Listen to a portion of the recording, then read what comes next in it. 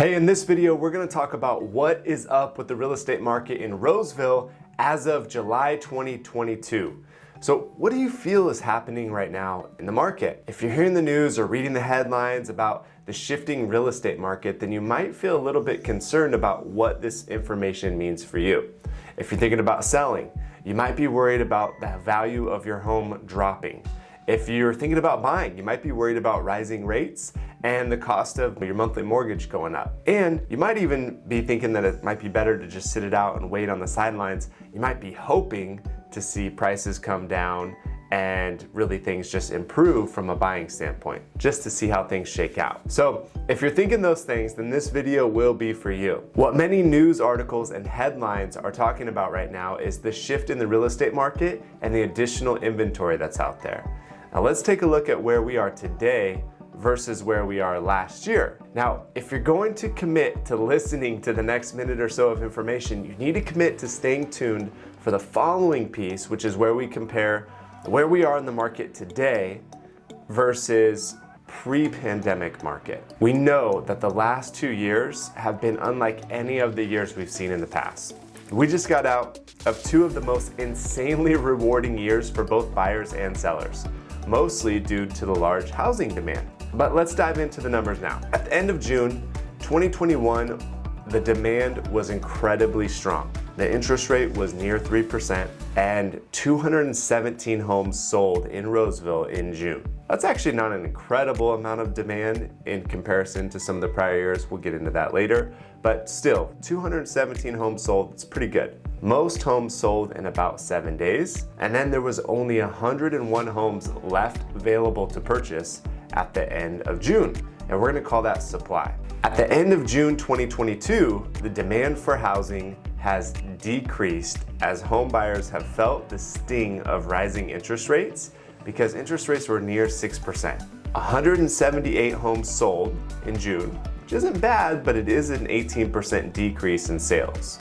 You'll see that in the headlines, decrease in sales. Still, since there wasn't a whole lot of standing inventory in our market at least, the homes that did sell sold pretty quickly in about 14 days on average. At the end of the month, we had 309 homes left to purchase. So our supply increased by about 300% compared to the same month last year.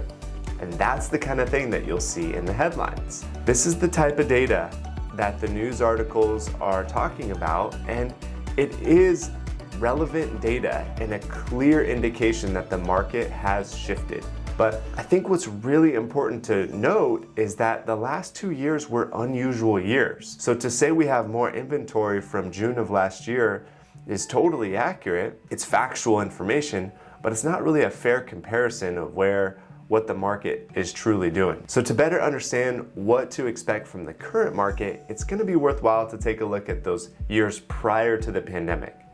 So when you take a look at the chart here, you're gonna see that it's pretty common to see at least 300 homes for sale at the end of the month in June here in Roseville. These are Roseville numbers. So while we have a lot more supply than we did June of last year, we still don't have too much. You know, if you look at some of those other months, there's well beyond 300. And the other important thing to note is the sold home count, or the number that I'm using to reference the demand.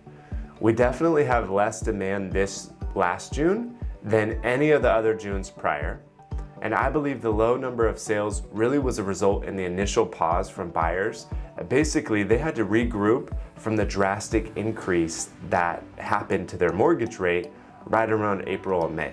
Moving forward, I do expect to see a little bit less demand than what we saw over the last couple of years, but about the same amount of demand that we've seen in years past, those pre-pandemic years, the ones that are here on that chart. The bottom line is people still need homes. So we're still going to continue to see people purchasing homes because they need a place to live. Rents are up, and just financially, it doesn't make sense for a lot of people to continue paying rent when you can own. So are you ready for my opinion on this information and what to do with it?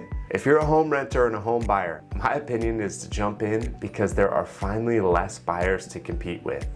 My opinion is to get out there and look for opportunities in the market. look for homes that might be inappropriately priced from those sellers that were just hoping to get that, squeeze everything they can out of the market while it's still great, and maybe it happened too late for them.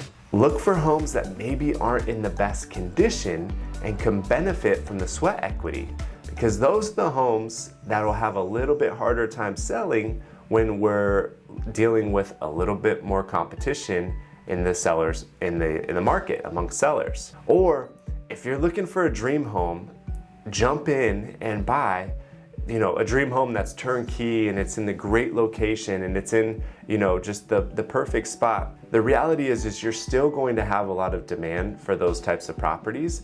You just won't have to compete with like 40 people. You might just have 3 or 4 or 5 or 10, but you won't have as many. So buy now, no matter what type of home you're looking for, buy now, hold on to the property, and in 10 years, you'll be glad you did. Home sellers, I'm sorry to say that the party for you is over.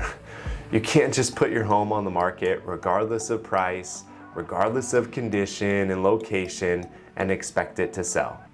If you back up to a busy road, you're gonna have to adjust for that in your price. If your home is in poor condition, you're gonna have to adjust for that in your price and your strategy.